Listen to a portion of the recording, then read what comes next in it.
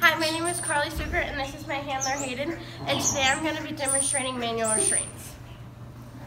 When it comes to manual restraints, the first one we want to start off with is your simple halter and lead rope, which Calvin has on right now. And when restraining a horse, you normally restrain the horse to brush it, groom it with just the simple halter and lead rope. But then other manual restraints need to be used for vet work, cleaning a wound, wrapping a leg. A nose chain can be used if you're leading a pushy horse on the ground, or if you're doing vet work and you need a little more pressure than just your normal halter and lead rope. The first manual restraint that I'm going to be demonstrating today is a nose chain. When doing the nose chain, you're going to start by going through this loop, and then you're going to loop it around the band of the halter once, and then go through the other loop and back up. So I'm going to have my handler Hayden on the same side throughout the whole video. So I'm going to go through and try to be as quiet as possible with the lead chain and come over.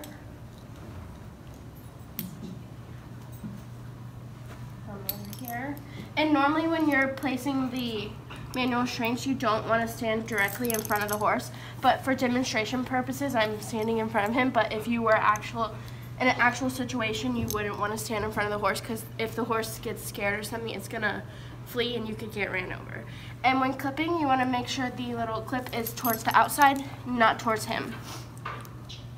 The next manual restraint that you'd want to use if the nose chain is not working as well as you'd like is either a lip chain or a lip twine. And a lip twine is going to be more severe because it is a thinner surface than the lip chain. Whenever using a lip twine or lip chain, you never want to lead the horse.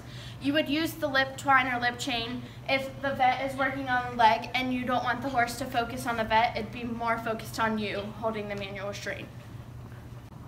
The next manual restraint that I'm going to be demonstrating is a lip chain. And same with the nose chain, you're going to come through this first ring.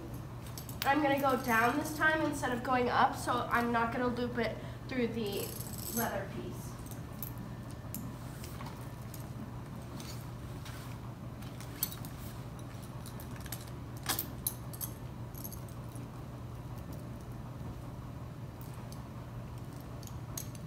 And you're going to clip it up at this top one, just like I would with the nose chain. I'll come back on this side, pull it down,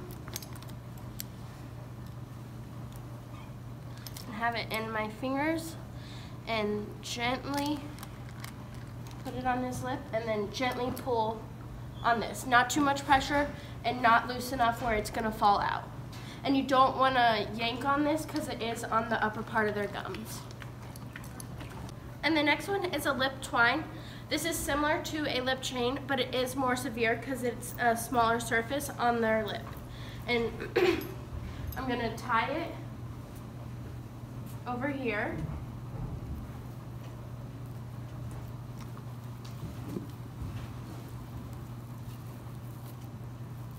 And then just like the lip chain, I'm going to come around. I'm going to put it through here first.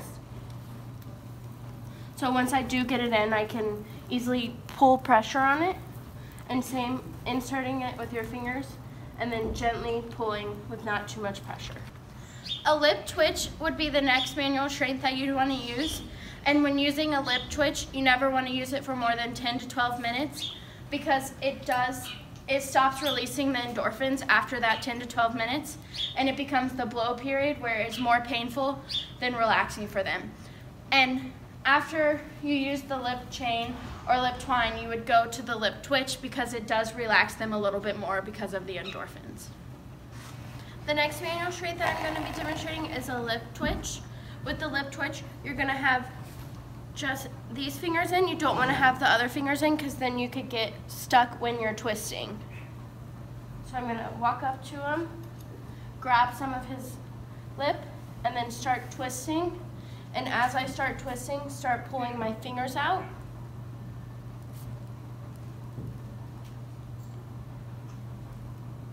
And then to undo it, you're just going to lightly untwist the other way. Another thing to be concerned about when using a twitch is you never want to let go because this can become a weapon very easily. Here at William Woods, we choose not to use the ear twitch because it can cause permanent damage to the ear if you pull too hard and hold too long. One manual restraint that we do use here at William Woods is a shoulder roll. So you're going to come right here where their scapula meets the neck, and you're going to, it's not like a skin pinch. You're going to put your hand and roll underneath the muscle, and it's to grab their attention for a short period of time. It's hard on the hand to do this for a long period of time. So I'm gonna do, and then grab, and you can see he does flinch away because it does catch his attention. A shoulder roll can be used if a vet is giving a quick shot because it is a quick distraction and isn't a long-term distraction for the horse.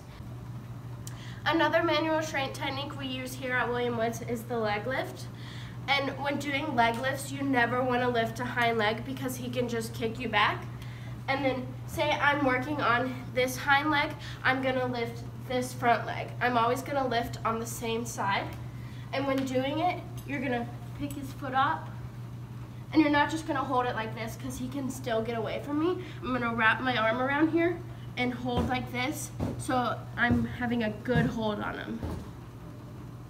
A leg lift can be used for vet work as well. If the vet is working on the hind left, you want to pick up the left front just to have more hold on that leg, and so the horse can't pick up its left hind if the vet is like wrapping a leg or cleaning a wound on the leg. And say you use all those manual restraints and the horse is still acting up for whatever you're doing, your next manual restraint would be chemical restraints. And some common chemical restraints are ACE, which is 1 to 4 cc's, can be given IV or IM. And then Rompin is 1 to 4 cc's as well, IV or IM. And then there's Dormosidane, which is 1/4 to 1/2 cc's, giving IV only. Thank you for doing manual restraints for me, and I want to thank my handler Hayden again for keeping me safe throughout the manual restraints.